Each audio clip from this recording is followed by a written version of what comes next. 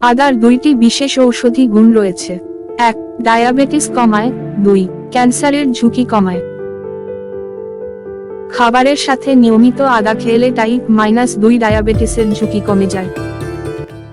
গবেষণায় দেখা গেছে, টাইপ-2 ডায়াবেটিস রোগীকে যদি টানা 12 সপ্তাহ ধরে 1600 মিলিগ্রাম আদা খাওয়ানো যায়, তাহলে তার শরীরে ইনসুলিন সেন্সিটিভিটি বাড়ে, রক্তের ট্রাইগ্লিসারাইডের মাত্রা কমে যায় এবং সার্বিক কোলেস্টেরলের মাত্রা কমে।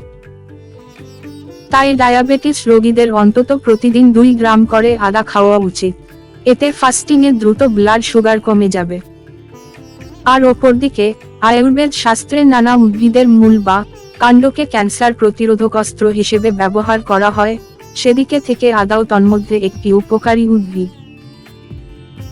আদার মধ্যে থাকা জিঞ্জেরোল ক্যান্সার সেলের বৃদ্ধিকে প্রতিহত করে।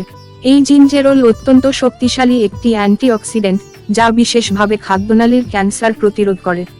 আদা পাকস্থলীতে সৃষ্টি হওয়া প্রাত্যহিক ক্ষতকে সারিয়ে ক্যান্সার হওয়া থেকে শরীরকে রক্ষা করে।